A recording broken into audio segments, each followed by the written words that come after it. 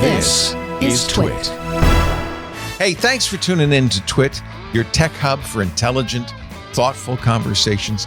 If you want to take your experience to the next level and support what we do here at TWiT, say goodbye to ads and say hello to Club TWiT. With Club TWiT, you unlock all our shows ad-free. You also get exclusive members-only content. We do a lot of great programming just for the club members. You also get behind-the-scenes access with our TWiT Plus bonus feed and live video streams while we're recording.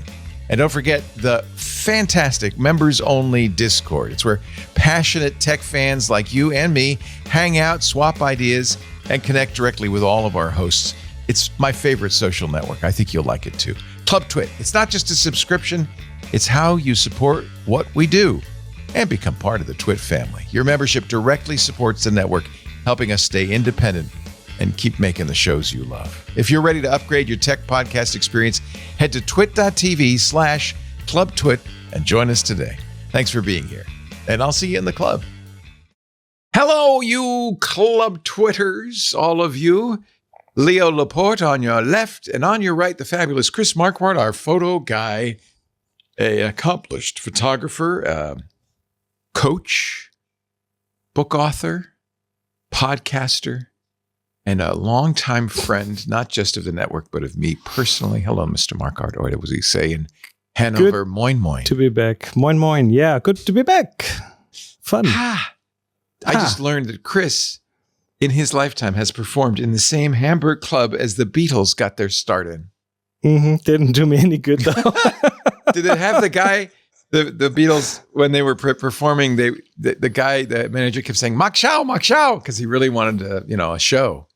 No. I didn't have that guy anymore.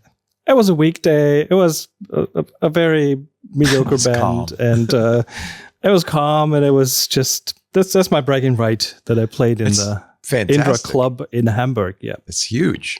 Small club, tiny stage. Oh, well. You shared that stage with the Beatles. I don't even think it's the same stage. Oh, it's probably different. Yeah, they would be a little the same more room. Scarred, the same room, scarred up if the Beatles had been there.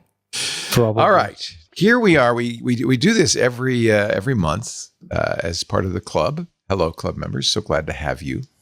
Because Chris gives us a photo assignment. We have 4 weeks to go out and snap pics with whatever device you like to use. You can use a camera phone. You can use a fancy camera, whatever it is. The assignment this week, we dug deep into the fishbowl and pulled the word balanced. There it is. Balanced. And so I'm expecting a host of balanced photos today. I've gone through them. There's a lot of balanced. Well, so balanced. What can you make of that word in photography? And of course, you can find something that balances. Yeah. Some people did that. You can make a balanced composition where the parts of the composition, the visual weights kind of even each other out. You could put 3 urinals in a row. And that would be too. Balanced. So there was some good choices here for you. Now Chris, as is his wont, will pick 3 of them. Yes. And then we will talks about them. So let's talks about them a little bit. That's what we do. So the first one is, let me open that up, by, does it have a name? N1id.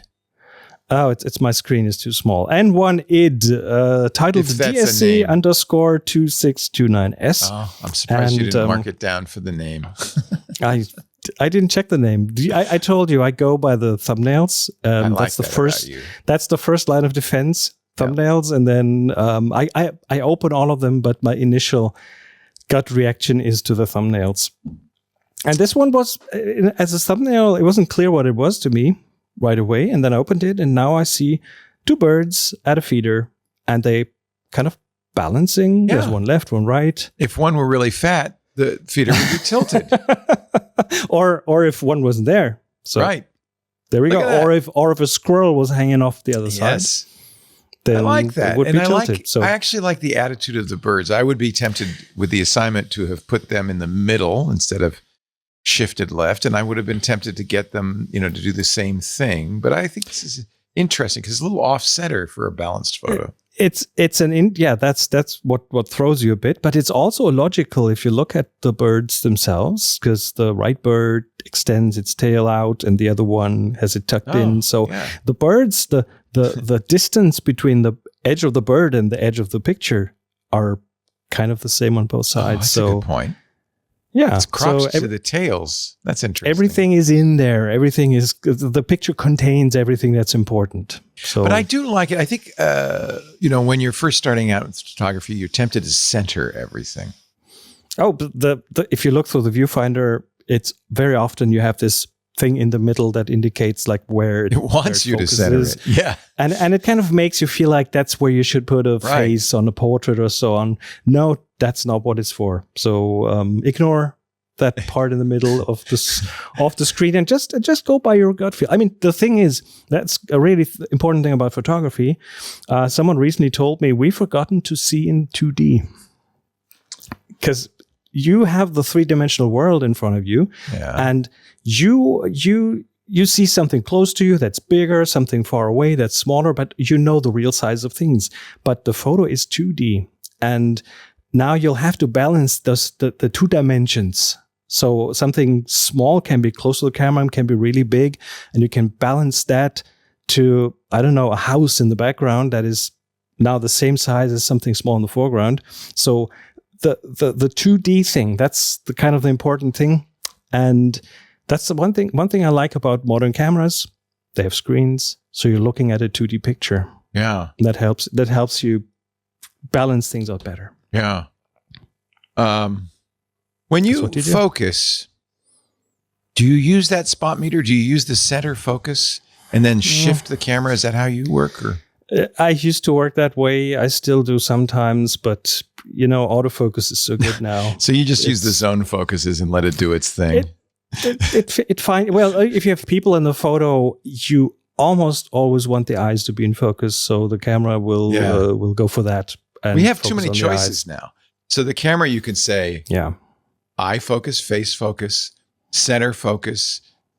Same thing with light metering. You could say center metering, or zone metering, or the whole thing, or average it, or having control over these things might be important to some of your photography, but 90% of my photography isn't that artsy, and so the camera typically does a pretty decent job. I always set my camera, probably because I'm trying to emulate you, I always set it to spot focus and spot metering and make it the center. And then I use the lock button, or I just keep holding down the button if it's focused, and reframe. Perfectly okay. As I said, sometimes I work that way, and it gives you full control. So you have the focus where it is, but it also slows you down, and it takes effort, and it gives you some cognitive load that you might better use for better composition. So it comes down to taste, I would say. And it comes down to, are you getting the photos that you want to get, or are you not? Right. The other thing is really important for me is most modern digital cameras have a function key that'll pop up the menu items you use a lot.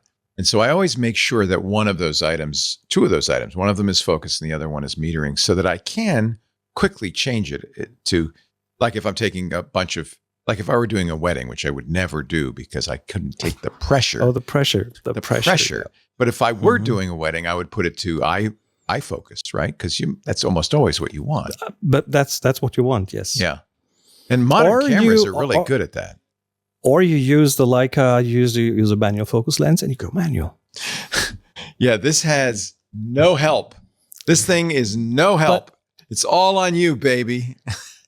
but it's one of the things, once you have that muscle memory, and Leicas are built to be really quick with focusing. You can really get there quickly. The rangefinder. You're talking about the rangefinder. The rangefinder, but then you also have to look through the viewfinder to see the focus, the two translucent images and matching up. So isn't exactly what the photo's going to be. That's really takes a while to get used to. Of course not. That would be too easy. That would be cheating. Yeah. Because it's not an electronic viewfinder, it's an optical viewfinder. It has to be for range. For the range. I know. We're going to talk about that later. I'm setting you up. See, I'm thinking, always thinking. All right. Well, thank you, N1, whatever your name is. N1, it looks like N-lid. N1 ID, N-lid, lid. N-lid. And no EXIF information. Well, is there? Let me see. No EXIF information, so we don't know how it was taken. But I like the bokeh, or is it bokeh? The bokeh is quite nice on this. The birds, so I feel like he's probably using a good lens and a fancy camera. In fact, I know he is, because no camera phone would do a real bokeh like this. I wouldn't be too sure about that. Oh, crap! But it doesn't. That's a digital. Matter. That's a nice SLR matter. or DSLR. It's probably a bigger sensor camera. Yeah, sure looks like it. All right, or maybe it's AI. Okay, next one. Stop next with the slop. All right, next one. Next one is by... Oh, it's our good friends. It's our friends Demi Lente. And by the way, I now found out again what their name means. Demi Lente, from my lens. Oh, so it's not their actual names. It's a pseudonym. It's a pen name, a film name. This is beautiful. It is. They're so talented. Okay, this one has a proper title, a long title. That's not a description. It's a title. A flower does not think of competing with the flower next to it. It just blooms. Quote by Zen Shin. That's brilliant. It doesn't say, am I prettier than the one next to me?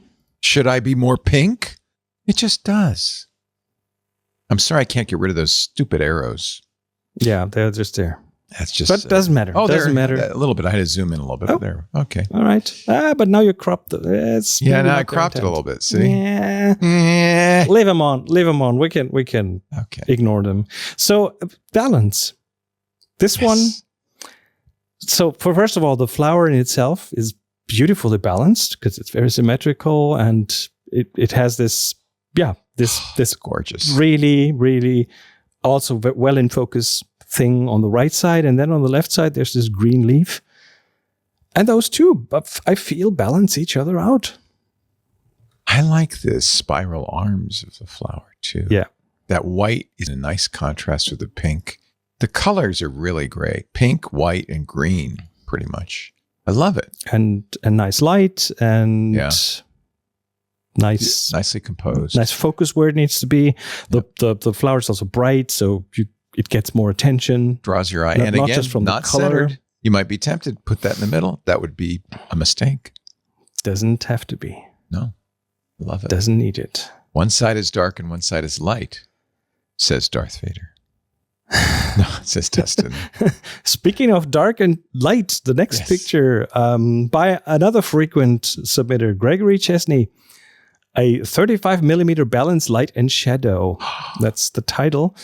And this one is more busy. It's more detailed. We see a tree, a silhouette of a tree in front of a brick building with fire escapes and harsh sunlight. So there's lots going on there in terms of shadows and geometric lines and so on. But I bet if you counted the pixels, the dark ones and the bright ones, they would balance each other out quite well in this picture. So there's some balance in there of some kind. But yeah, it's a nice. I love monochrome too, and I think cityscapes, and New York cityscapes, especially in monochrome, just have something. There's something going on. This one does, yeah. I love fire escapes in New York in sunlight because they create these copies of themselves in weird angles on the walls. Look at the shadows; they're so great of the fire. And then the big shadows. So there's a real presence of the building behind you in this photo just by the dark shadow on the bottom. So it adds this other layer that's not even, I told you I like layered photos. We're talking about layers in terms of things at different distances, or maybe things in a reflection in a window, which adds another layer. This is an additional kind of layer that adds something to the picture that you can't really see, but you see what it does. Cast a shadow. So nice. It's awesome. So nice. Yeah, if I were a street photographer in New York, like one of our favorites, Joe, is I would shoot black and white all the time. I think Joe does, actually, come to think of it. It's just a natural for the city because it makes everything feel like the 50s, like it's old, it's vintage. Not just that, but it's also the traditional kind of street photography. If you look at the Magnum agency, the early the founders of that, Cartier-Bresson, for example, he was out and about with his Leica shooting black and white film. So the old early street photos that we now kind of equate with the street photography of today is this photography is black and white. So it's a classic style. Cartier-Bresson was so amazing. Yes.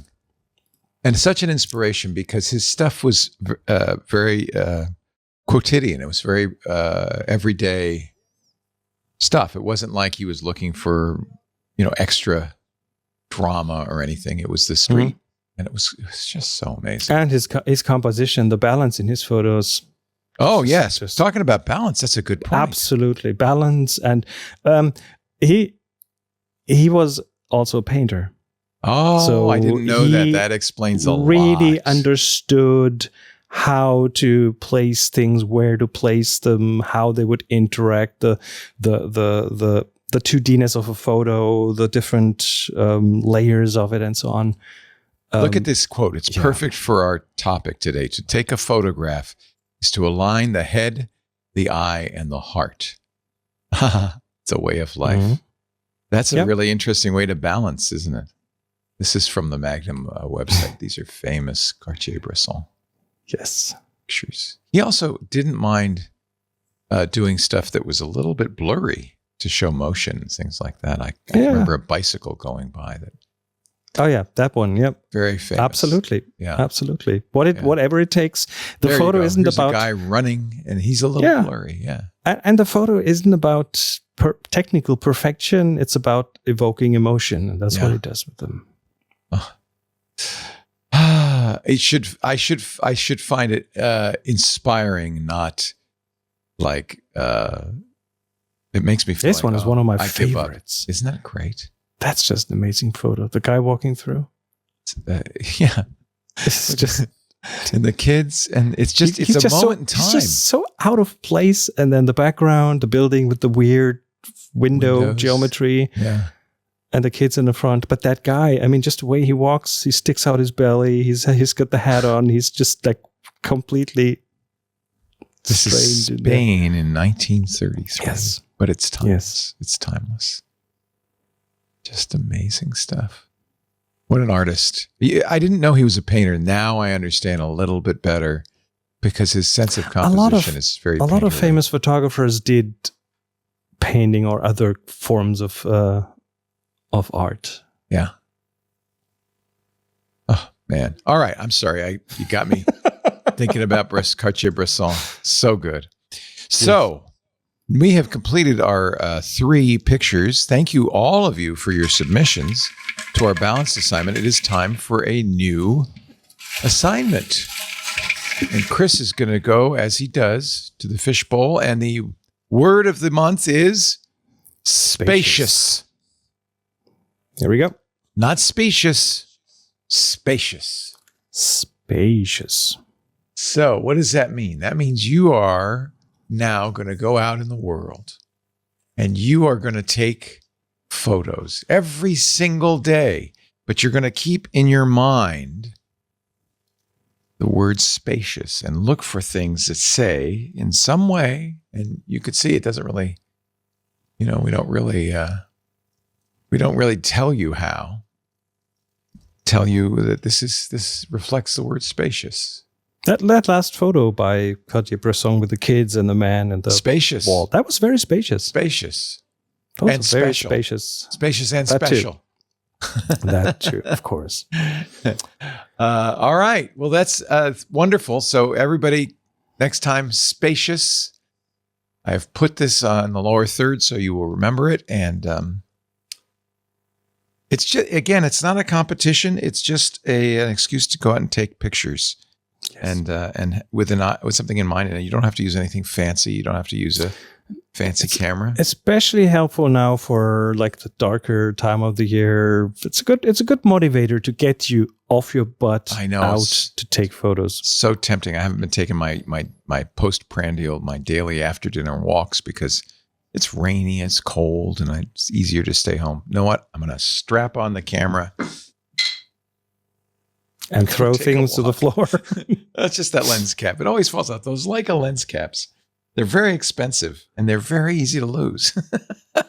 I'm not a friend. I'm not a fan of lens caps. No, I know you're not, and I shouldn't. And this one has a great hood, and I don't really need that protects it so well. I know, but then it's not complete. I get it. I get it. I like the lens cap. It's round. Goes on a rectangular hood. It's kind of an interesting. Mm-hmm. In fact, I actually on my M11 I do not use a lens cap, and this is my most I think if I had an M11, I would probably put a lens cap on it just to. I don't. The ridiculously expensive lens I used did not come with a lens cap. Of all things, I bought it used. Maybe the owner kept the cap for old time's sake, but I guess I should go out and find one. Now it's time. Now let's talk about Leica. Oh, Leica's in the news. This is our news portion of the show where we talk about the latest stuff. What's new with Leica? Well, Leica has just a short while ago released a new M, the EV1, which is their. Well,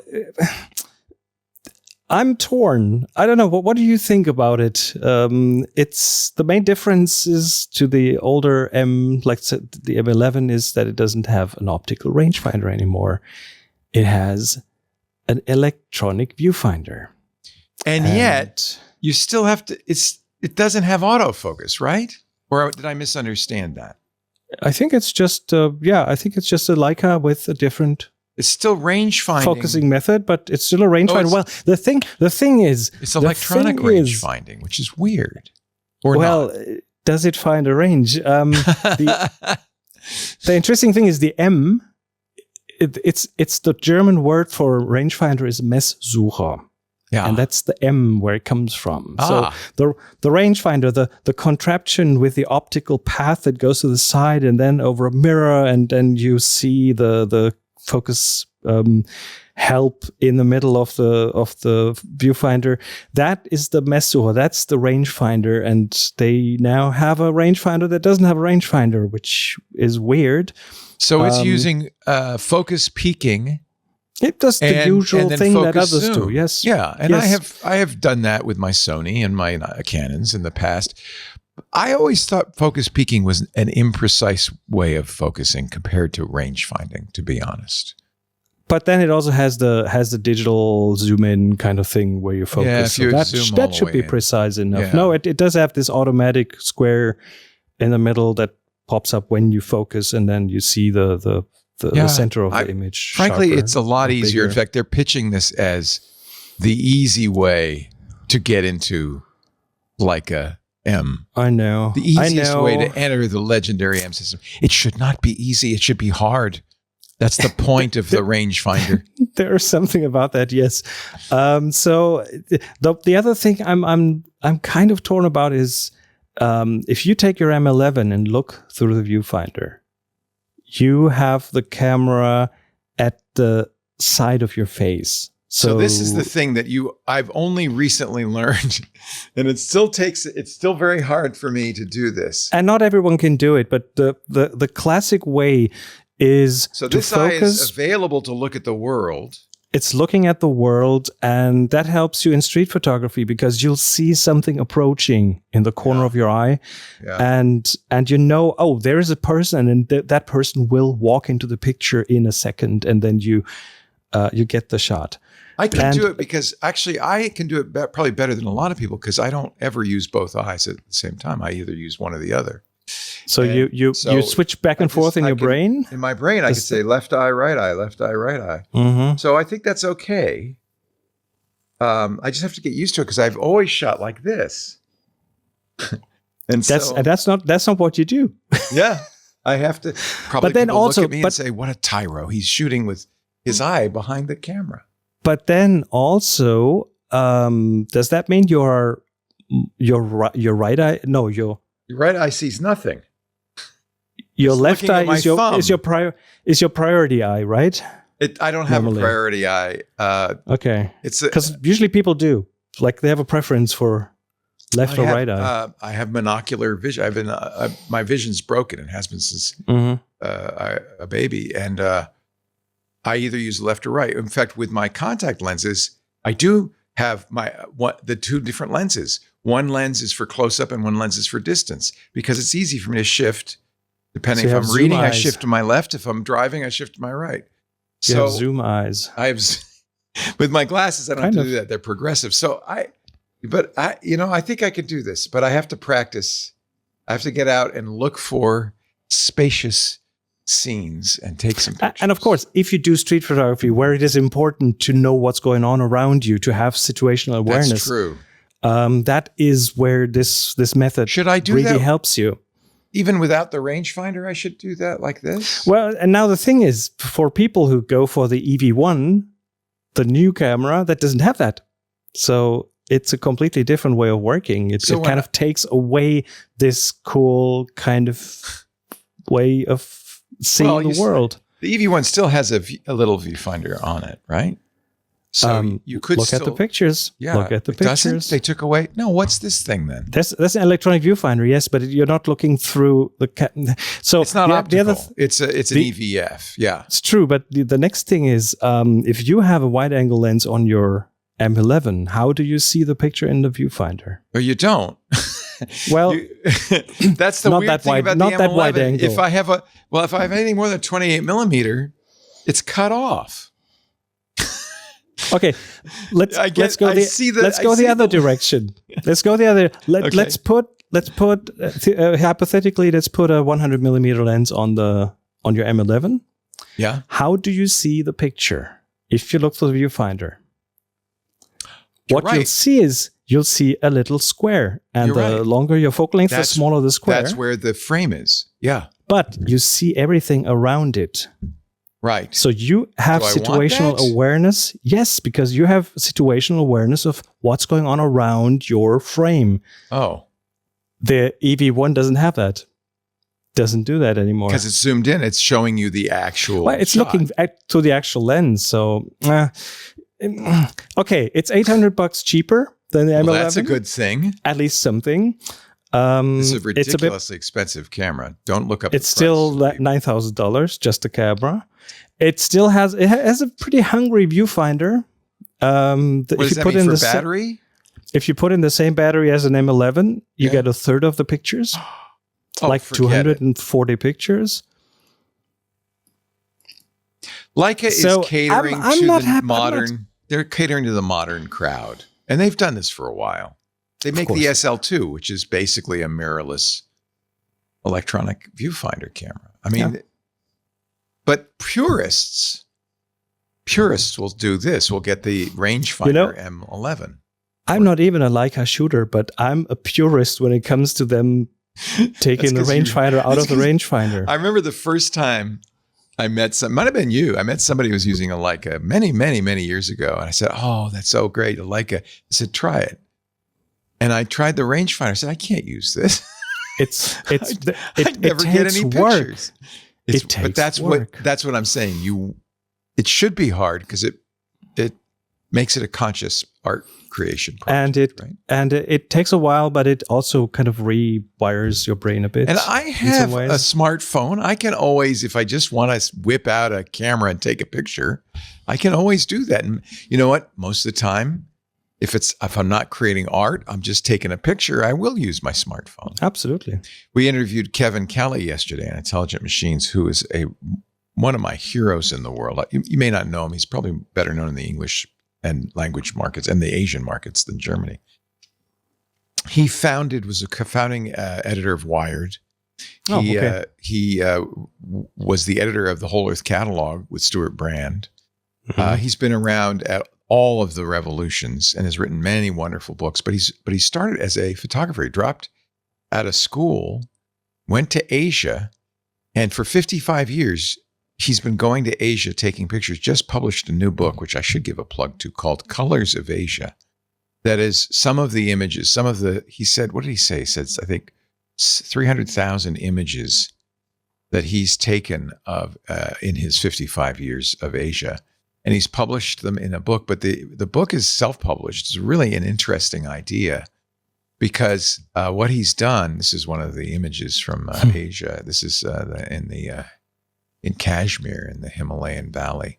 But one of the things he's done is organize the book by color.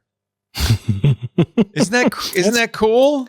It is cool, yes. So it's the colors Absolutely. of Asia in color. Let me see if I could find his. It's probably in the About section. His books, and show you his newest book. There it is, books, Colors of Asia, and it's organized so like there's a blue section and a red section, 16 colors, 35 countries. But this guy is an amazing photographer. The reason I bring him up, here's a green page, is I said, because anytime I get a photographer on, and he's not best known for his photography, to be fair, he's better known for his writing and his technology focus. I said, well, what do you shoot with? I'm thinking Leica, it's got to be Leica. He says, the iPhone 17. Yeah. I said, wait a minute, what? He said, in my early days, of course, I was shooting film. He says, but this camera is so much better than any film camera. The resolution is so much better. It's the camera you have. He says, I don't schlep around a bunch of camera and bodies and lenses. iPhone. And you wouldn't be able to tell. You wouldn't. If you look at the pictures in his book. Yeah. Oh, no, they're stunning. Because he's an artist and he has an eye. And that's more important than the equipment, as I keep telling myself. But organizing by color is an amazing thing because this is really a challenge if you want to make a photo book of any sort or an exhibition. If you want to show your pictures, how do you organize them? How do you sequence them? Which one goes next to which one? Just imagine you're hanging them up in a gallery on a wall, and there are 3 pictures on a wall. Which ones will you choose? How do you go about that? So a photographer would typically print things out and stick them up on a wall and play with the placement and move them back and forth to find the right stories to tell with the sequence. And colors makes it so much easier. you just look through. You just put all the thumbnails on your screen, and then maybe there's even software that will organize them by color. AI would do it. A good, easy start. I mean, Flickr has done it forever. You can search by color on Flickr. Interesting. They were the pioneers in using AI, and you can search for yellow pictures on Flickr, and it'll show you pictures that are predominantly yellow. Works well. Yeah. Never had to organize my photographs for a gallery exhibition. It could be a hypothetical exhibition. You could put this on your website, and what do you put in this album and in this album? So it's a good exercise to edit your own photos, to curate your own. I'll have to try virtual exhibition. Yeah, it's a very helpful exercise to also learn more about your own photography and maybe even find out what your style is. That's one of the things people always ask: what's my style? I want to find my style. And then the best way to do that is to go through all your photos, try to find what you like, because it'll reveal itself over time if you spend time with your previous photos. I mean, really, the whole thing is spend time with photography. Yes. It's the only way to get better at anything is to spend time with it, live with it, and try all those things. And edit them. Dustin's asking in our chat. And by the way, we are monitoring chat. In fact, I'll pull it up right now. He's asking a good question, which is, what do you think of the iPhone 17? Have you, do you use the 17 now, or are you still with the 16? Or I'm still on the 16 Pro. It's my phone. And I usually skip every other version. As any sensible person would. I've played with it. It's a good camera. It's as good as many other cameras out there. Their computational photography is getting more and more invisible, as in it's hard to tell that it was from a phone.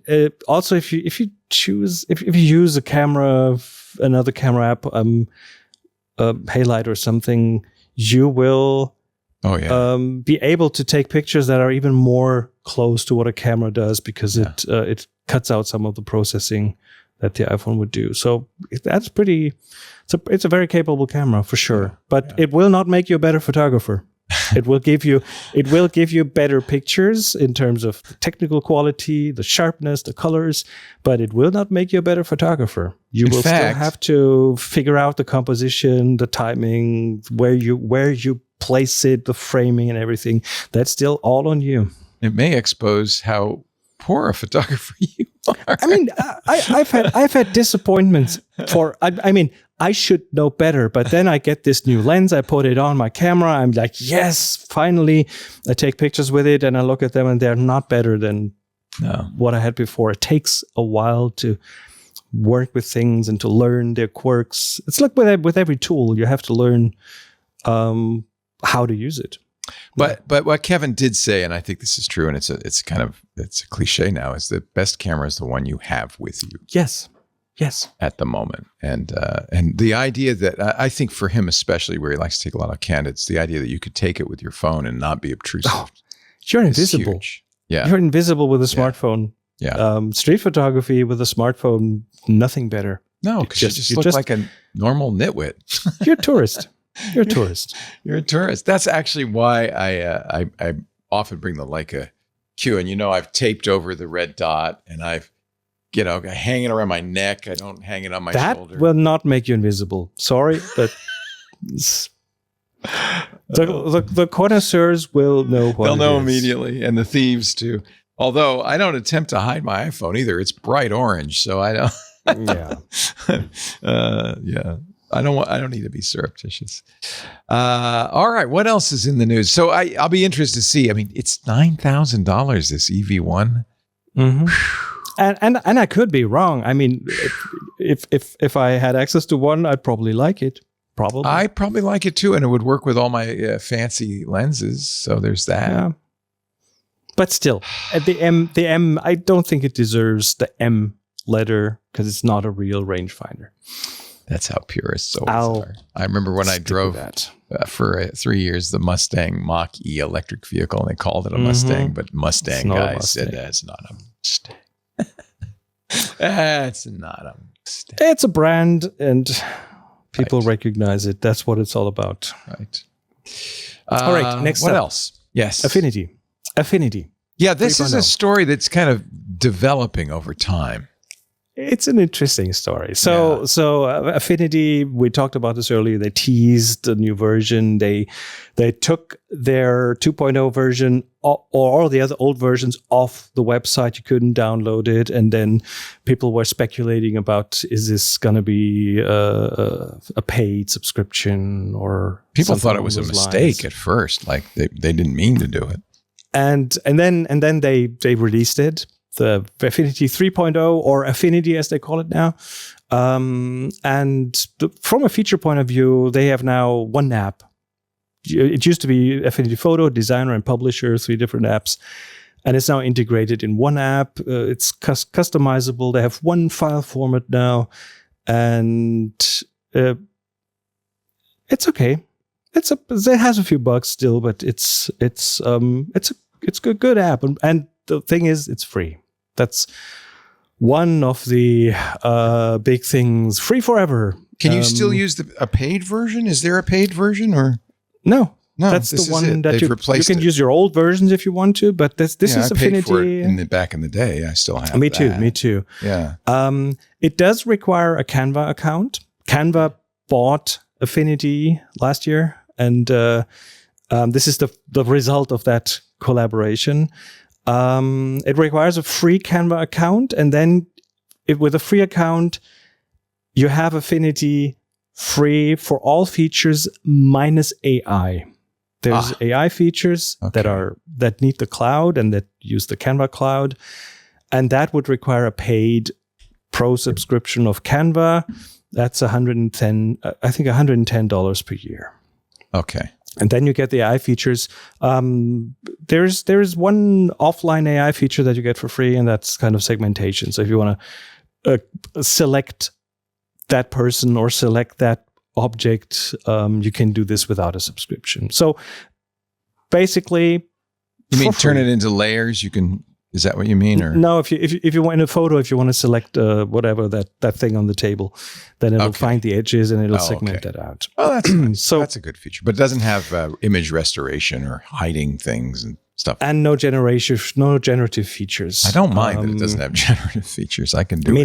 Me neither. Yeah. And the ones you get through the Canva Cloud aren't quite as good as the ones you get from Adobe. But anyway, I don't use much of that, and if I have to, I have ways to do it in another app. So one advantage that I see here is it does import Photoshop images. You can it has done that forever. Yeah, it has done that forever. You don't have to, stick with Photoshop if you don't want to. And then there was this whole controversy about this is a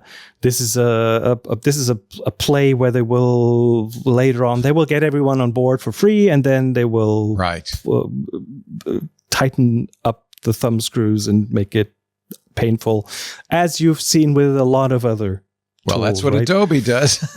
So I can see why people might think that. When Affinity was paid, it wasn't expensive. Now, the interesting thing is their chief product officer went on the record a day after the release when people were, especially the pros, were kind of disappointed. And he went on the record and said, there's no catch. Yeah. There is no catch. This makes strategical sense for Canva to get the pros on board, even if they don't pay. And I thought a lot about this, and why is it interesting what they're doing? Because I find it amazingly interesting. This is the first serious threat to Adobe's business model since Steve Jobs banned Flash from iOS. Remember that? Yeah. That was a happy day in the long run, I have to say. That was when Adobe tried to be the web by having Flash everywhere, by playing all the videos in Flash, all the animations in Flash. Right. Making all the interactive websites in Flash, and it was killed by Steve Jobs pretty much. And so since then, their business model hasn't been threatened as much as I think it is now. And Canva is playing an interesting game here. I think it's a very clear attack on Adobe's business model. If you watch the Canva keynote, their CEO or Affinity's CEO, Ash Hewson, said things like, other tools have a steep learning curve and ours does not. And creativity is not a luxury, it's a right. So they play on Adobe's kind of complicated pricing model and the complexity of the software, the high bar to entry. That's what they play on. And the price is right? You don't have to pay. The capabilities, Canva and Affinity together now have this. Well, Canva used to be seen as a lightweight collaboration tool for non-designers, pretty much. And they didn't cover that pro corner for people who want the full control. With Affinity, they do now. So they cover an interesting range of things.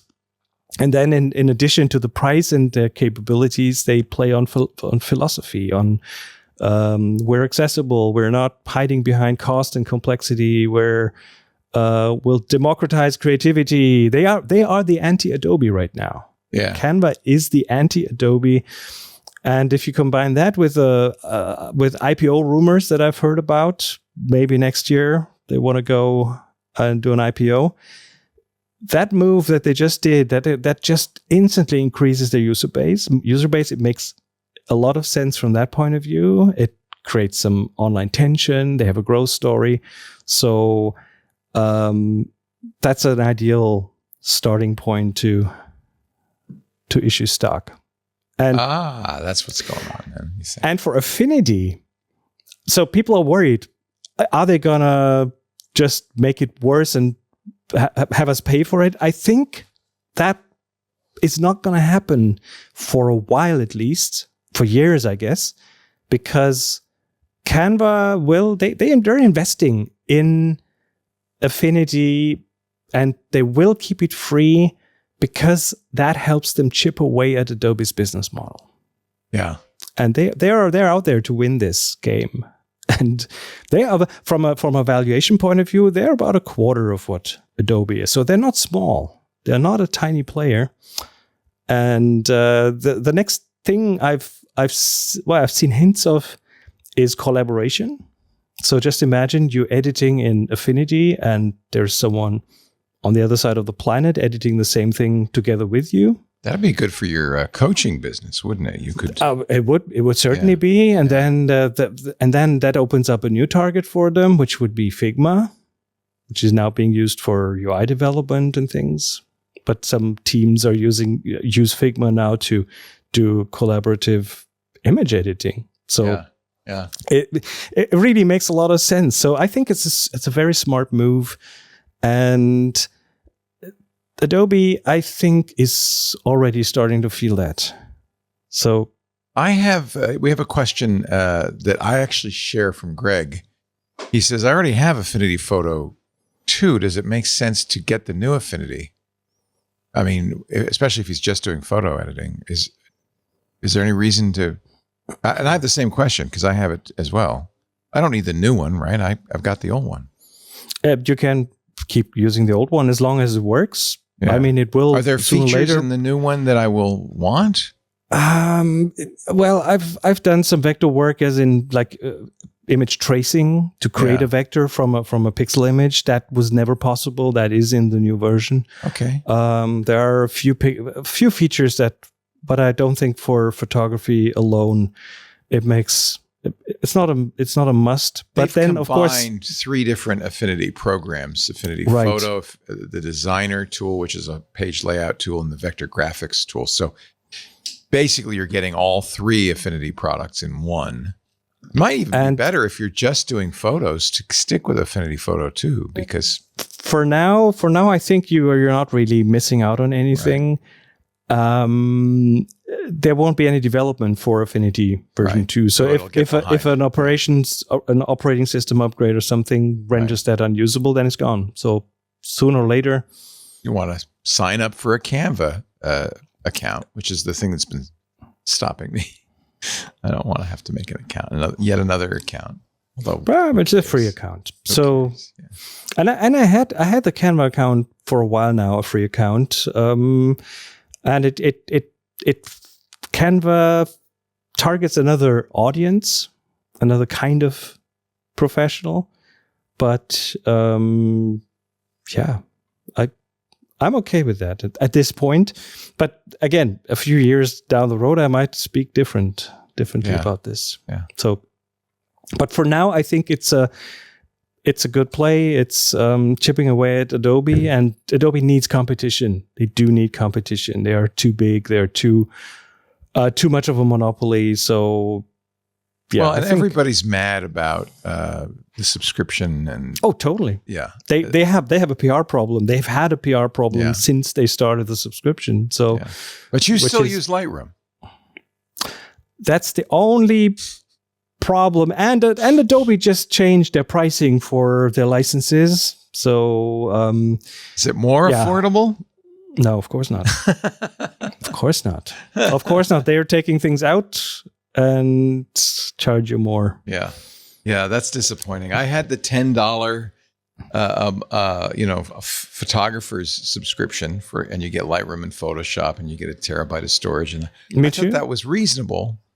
But they got rid of that, and then they want you to buy storage from them, which I don't want. I mean, Lightroom, so the Photo Pros, many of them use Lightroom Classic. And yes, I don't use Lightroom CC. I don't like it. Me neither.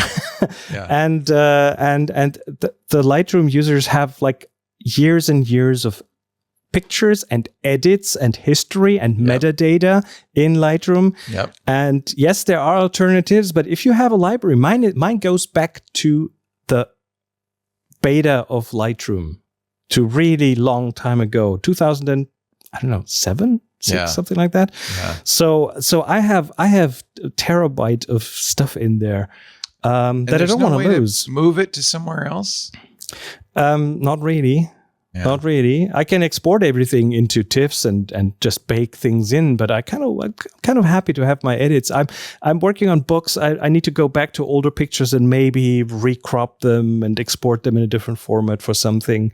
So for my use case, yeah, it's not as easy to. So Adobe has me as a.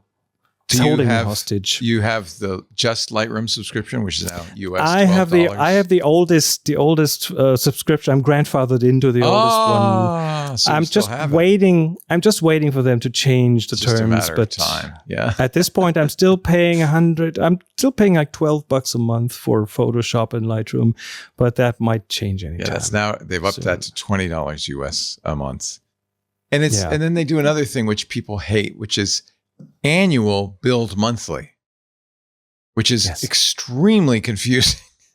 And people are shocked when they get a bill if they cancel. And that's why Affinity has a chance, because they have just completely simplified the business model, the payment structure. It's either free, and if you want AI features, it's $110 a year. Right. That's it. And so, but it feels like this. I mean, this has been going on with Adobe for a decade now. Mm-hmm. There were other companies that attempted to kind of say, "Okay, we'll take over." Nobody's done a good digital asset management program. I use Capture One. It's hard. Because it's hard. But yeah, it's hard, and it's hard, and you have people who are so. My muscle memory and Lightroom. That's what we need. We need a Lightroom clone. Is what we need. I'm so quick with Lightroom. I'm so good with finding everything. I know exactly what everything does, and the metadata. Everything is in there. It would be painful to not have that anymore. Yeah, I'm locked in. Yeah, and it doesn't feel good. It does not feel good. And what's also sad is that there are a lot of alternatives out there, but nobody scratches the itch like Lightroom, unfortunately. I like Darkroom. I like Darktable. There's plenty of others out there. Pixelmator. I'm hopeful because Apple bought Pixelmator. They have a decent DAM solution with Apple Photos. Not the best, but they have something. And that plus Pixelmator could be a good combination. I'm waiting to see what Apple does with Pixelmator. If you're starting out new, it's easy. It's really easy. If you have a ton of weight dragging behind you, that's tougher. But Serif, the company who used to own Affinity, they had a Lightroom replacement in the works years ago. It's documented on the forums. They talked about it. But for some reason they never really. They didn't want to get sued. Ground. Probably Adobe is. I'm sure. I'm not sure if it's clone. But they had something in the works. So I'm still. There's a little bit in me that goes, maybe they're still working on that, because then they would have. That would be the killer app for photographers if it was something. But then Lightroom is 20 years now old. It has a lot of work put in it. It is very robust. It is really hard to replicate that within a couple of years of development. Yeah, it's really been very difficult. A quest. We've been looking for a replacement for a long time. But that would be so perfect. The other thing that I like about it is Adobe Camera Raw, which is a very good processor of raw images. Mm-hmm. What do you think Adobe Camera Raw is the one to use? I mean, Camera One has theirs. It's pretty good. Apple has one. I mean, it's the one I use because it's the one everybody. I use Lightroom. Yeah. I've played with the others, as in the Apple's raw processor, Affinity's raw processor, and they're good. They're different. They have slight differences, but it wouldn't really keep me from using them because you end up processing. The asset management was under it, Yeah. What the Camera Raw does is give you an image, but you're going to end up processing. If you shoot in RAW, you're going to end up doing what you want to do anyway. True. So I guess the RAW, although it feels like the RAW processing does kind of point you in a direction. It can, yes. It can. If you use default values on the different RAW processors, you get slightly different images out. Right. And it's in the end, it's a matter of taste. There is no perfect. It's a matter of taste. Yeah. So I probably couldn't really tell the difference. If you did a blind test with me, I would probably not be able to. There's also DxO. I've used their photo lab. There's a lot of choices out there because everybody wants to steal this crown from Adobe. Yeah, but no one has managed to do that so far. Yeah. What else? Well, we have a long list. I don't think we'll get through the entire thing. Let's do it. Let's go. Come on. You want to talk about the Ricoh here? Yeah, let's do the Ricoh GR4. We've been talking about this since they announced it. The Ricoh GRs they have a really large fan base and very, very look at this. Great fans. And they just released a monochrome version. No, they will release a monochrome version. They have announced it. So the GR4. I drool after the Leica monochromes because I feel like with it, what's the difference? It doesn't have a bare filter. Is that right? So it's a somewhat crisper image and it's about one stop. It'll give you more light because filters, the red, green, blue filters in front of the pixels take light away. So it gives you more light. It gives you the full sensor resolution, which again, a Bay array doesn't. It has to be interpolated into the final picture. So it's kind of a bit of a cheat in terms of they tell you it has so and so many megapixels, but then it has half of that in red and half of that in blue, and a quarter of that in red, a quarter of that in blue, and half of that in green. And it's a mathematical trick to emerge to make the color picture emerge from that. So if you were shooting monochrome, monochromes don't have to do this. Better to have a monochrome sensor. You think? Yes. Don't say that. I think if you do an A/B comparison at 100% zoomed in, the difference wouldn't be huge. But it's the difference in Ansel Adams and everyone else, kind of. No, again, this will not make you a better photographer. It will give you crisper black and white photos. Right. And the funny thing is, if you have a true monochrome camera and you shoot in RAW, overexposure is permanent. Oh. As in, if you shoot a RAW color photo and let's say the edges of the clouds overexpose, in Lightroom, you can just pull in the highlights and the detail in the clouds re-emerges. Yeah. It's not what it is. It's not extra data there. Oh. What Lightroom does and all the other tools do is they look at the other color. There's one color channel that will overexpose first. That's just the way it is. The clouds are not. Is that the red channel? I think it could be the red. It could be the blue. It could be something. There's one channel that overexposes first, and then you see overexposure. And then Lightroom, the others are still intact. And if you pull it in, it starts borrowing data from other color channels to fill in the blank. And that's why if you go all the way and if you go too far, it starts looking weird because it at one point has to invent information, and that makes it a bit more. So with a monochrome, there's no other channel to pull in. You have what there's you see no is what you spare data. It is gone. If you overexpose, all that means is you just have to pay attention to clipping, and you can't let it clip it at the high end. It forces you to be a better photographer. Yeah, because you just don't have that headroom. I often my goal, whether I succeed or not, is to shoot right up to the clipped on the bright, but not go past clipping on the bright. And you can see that with the histogram or if you have clipping set, because that's going to get me the most information and will give me the opportunity to bring up the blacks if I need to, because I'll have more information there. Yeah. Well, somebody probably told me that once and I just do it now. I mean, it's one method to kind of get a bit more data in the highlights if you expose to the right and then you'd pull it back down again. Right. The thing is, for the last 5 years, modern sensors in digital cameras have so much information in the dark areas that you can pull up a lot of detail from the shadows without really running into any issues. Okay. So I would not be. I'm pragmatic. If it adds additional work after the shoot, if I have to touch every photo and fix the exposure, then it's probably not going to happen.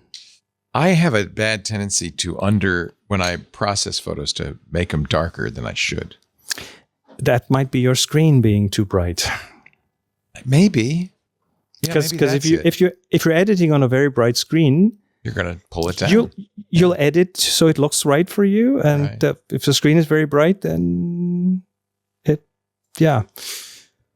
Okay. So here's what you do. How do I fix that? I collaborate. Calibrate. Is it a Mac screen? Yeah. Because they are typically well color calibrated. Right. But I can't turn it up or down. And that's what I want you to do. Hold a white sheet of paper right behind the screen so you can see the white sheet of paper and the screen at the same time.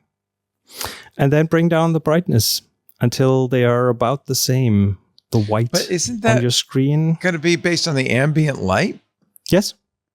But the ambient light is what influences your perception, what you see, how your brain processes it. If you edit in front of a bright window, you'll have darker photos. If you edit in front of a black curtain, you'll have brighter photos because you have this your peripheral vision will have additional or weird information that's not helping. That's why if you fire up Lightroom, it's gray. Yes. It's somewhere the background is somewhere in the middle. And why people like Alex Lindsay and Scott paint their entire studio gray. 20% gray walls. I would probably do the same if I were allowed to do it. It's by the way why this wall is so dark as well. Because the colors and the lights pop. Oh yes, I had a white wall here, and Anthony Nielsen and Russell Tammany and my team, they came in and said, "What are you doing?" And Russell said, "Here," and he showed me some paint chips. Said, "Make this dark." So I brought in Jeff, who's really a good painter, and it's really dark. But look how good it looks in the background now. Oh, it's amazing. Yeah, makes a big difference. But never set your cameras on auto exposure. They'll probably get it wrong. I don't do that. Because there's so much dark. These cameras, not these. He's not talking about these cameras. I'm talking about your studio cameras. Yes. Is this Ricoh a full frame or is it APS-C? Don't think it's a full frame.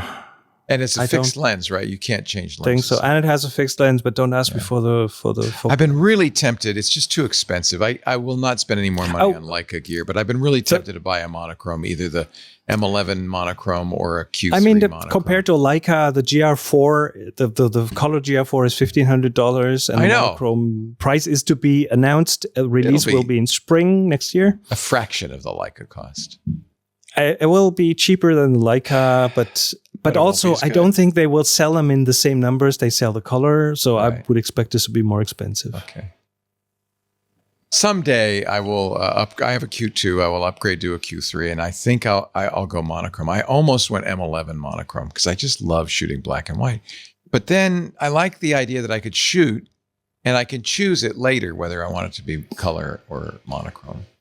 And you can only do that if you shoot in color. So. And I would argue that not having that choice will make you a better photographer, because then you'll have to think about every shot, and you cannot move that decision to later in the process. So should I trade in the M11 for a monochrome? I probably could get a pretty good price. This is the M11P. Oh yeah, definitely. Probably get a pretty good price. Definitely a good price. I'm not saying you should. It won't cover that. I'll still be out of pocket. I understand. I wouldn't trade it in, I pretty guess. Good. Yeah, really what you should do is have both. One left, one right. Yeah. Unfortunately, as a retiree, I am on a fixed income, and I will not be purchasing any more camera gear. I am done. I can't afford it. Fortunately, I have what I consider the best camera gear in the world, so I don't need any more camera gear. Yeah, you're set. You're set. You're all set. Now it's all about becoming an even better photographer. It's all on my shoulders. Ping is back.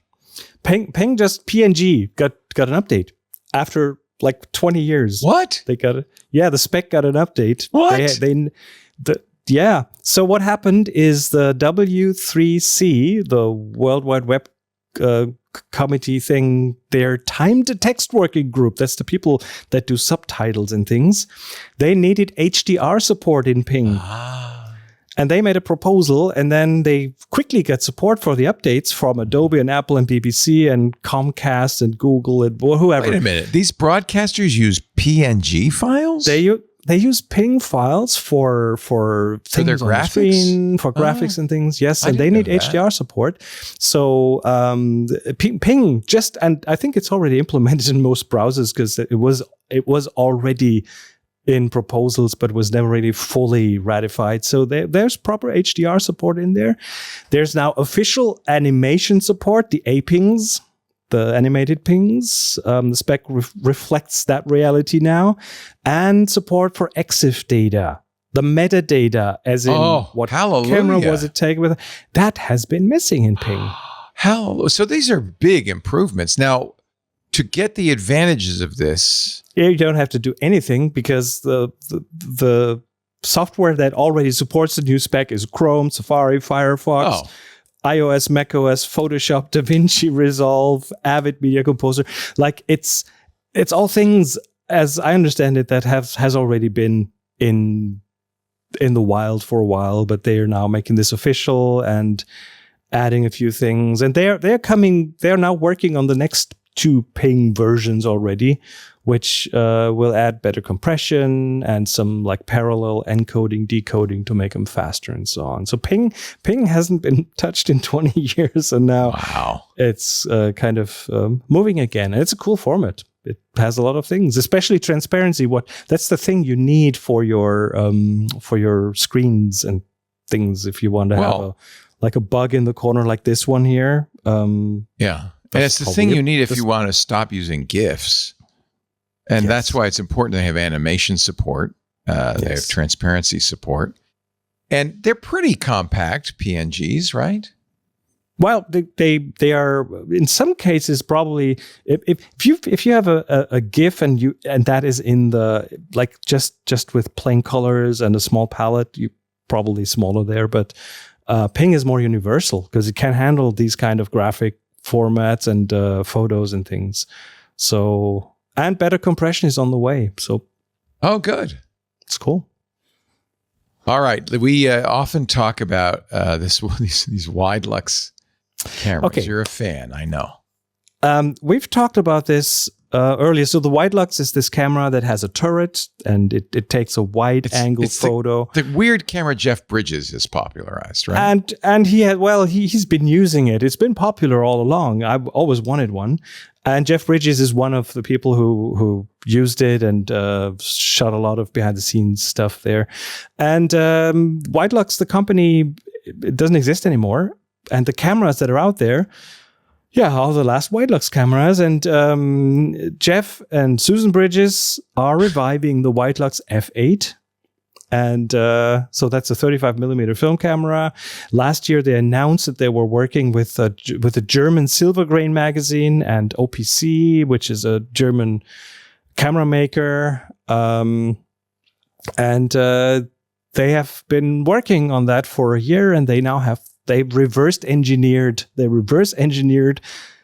Wide Lux F8, and they now have the first prototype. This has to be kind of a kludge because it's rotating in the camera body. Yes, it is. That's kind of kooky.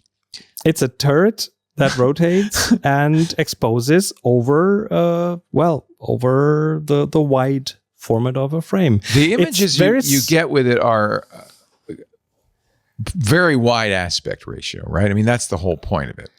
It's about CinemaScope aspect ratio. And the video on the right top here, that's the reveal of the first prototype. So they are they are showing that they're making progress. When you're taking, there's Jeff and Susie, his wife. When you're taking pictures with the Wide Lux, you have to hold very still?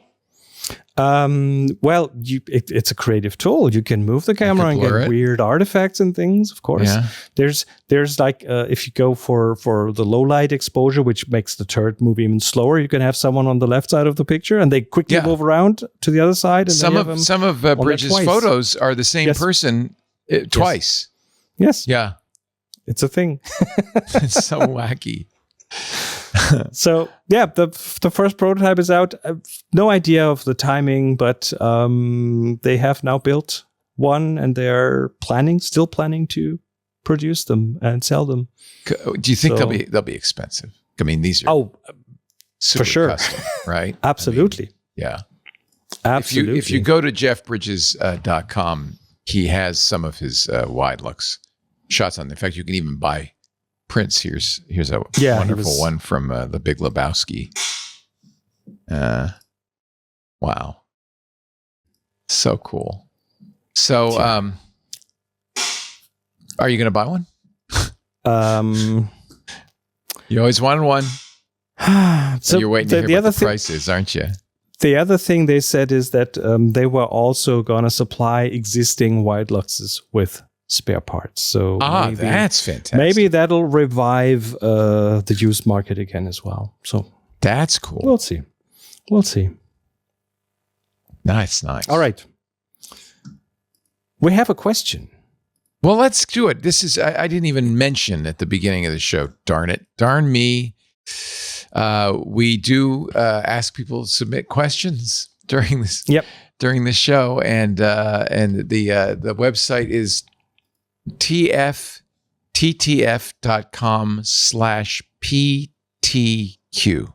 It's probably too complicated. Chris loves acronyms. No, I love short URLs. It's an initialism, not an acronym. People type with thumbs these days. It's a good point. It's a good point. So tftf.com/PTQ stands for tipsfromthetopfloor.com/phototime questions. Yeah. But we got one. And that's all that really matters. Code on the screen for that. Oh, yeah, I used to. I don't know where. You know what? I got to look at my captions. It's too late now. Well, for next time. We have one question by Demi Lente, by our friends. Oh, nice. And it's a very good one. Now that darkness arrives sooner, how do you get the moon to fill the frame with a structure in the foreground? Our shots with a 200 or 300 still result in the moon being tiny. Yes. So that's because you should not shoot with a telephoto lens. No. Or should you? Of course, you have to shoot with a telephoto lens if you want to get the moon big in the photo. You have to zoom in on the moon. Yeah. Everyone has tried that, unless you have a extra super zoom camera in your phone or something. Yeah, but 300, that's a lot. It's not even close to fill the frame. Oh. If you have a full frame camera and you want to fill the frame with the moon, and I'm not saying like fill, but have the ball touching the top and the bottom of your frame. Yeah. The focal length you'll need is 2,700 millimeters. What? So what do we do instead? Well, you have a few options. You can, of course. If you don't have a radio telescope in your backyard, what do you do?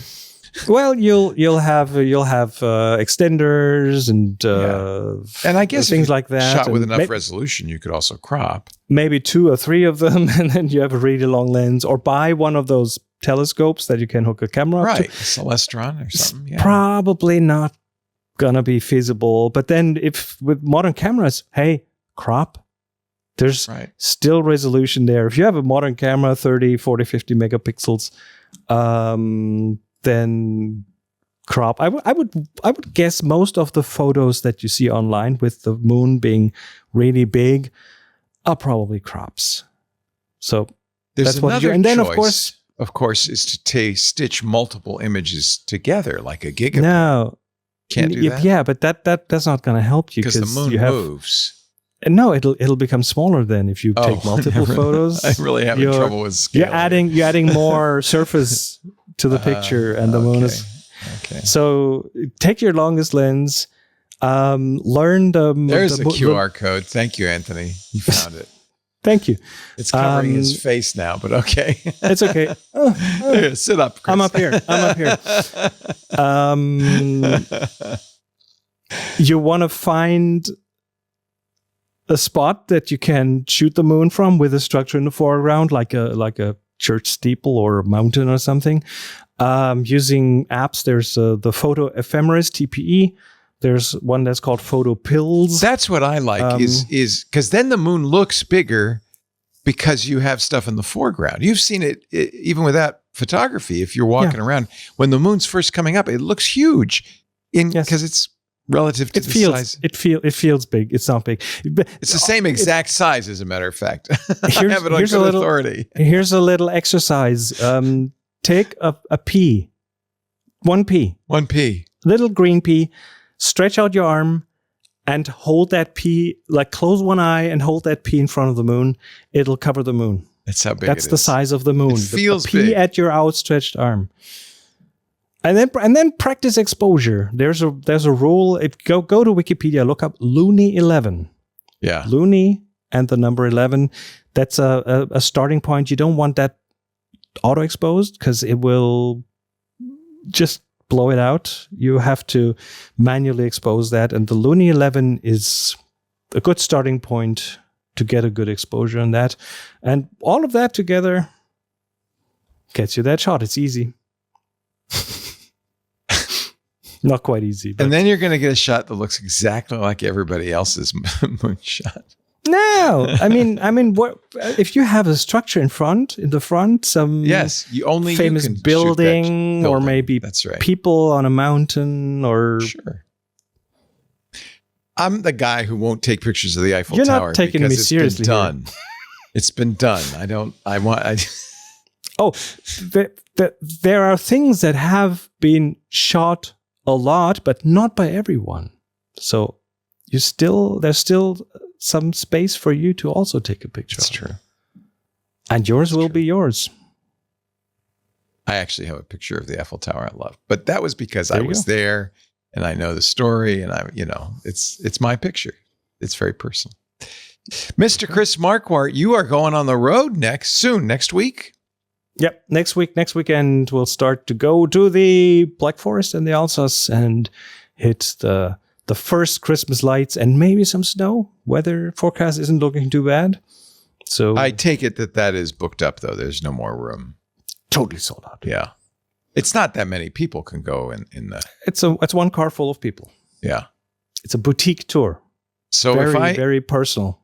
If I go... if you go to discoverthetopfloor.com right now, it's all in German because... Yeah, what happened? I used to...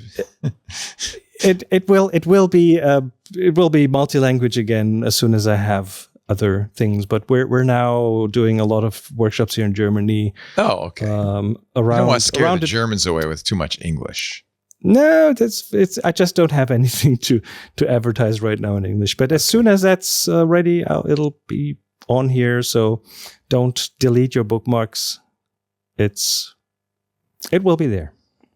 Großformat. I like that. Großformat. Large format. Yeah. What is die bleibt? Photography that stays. Ah, I like it.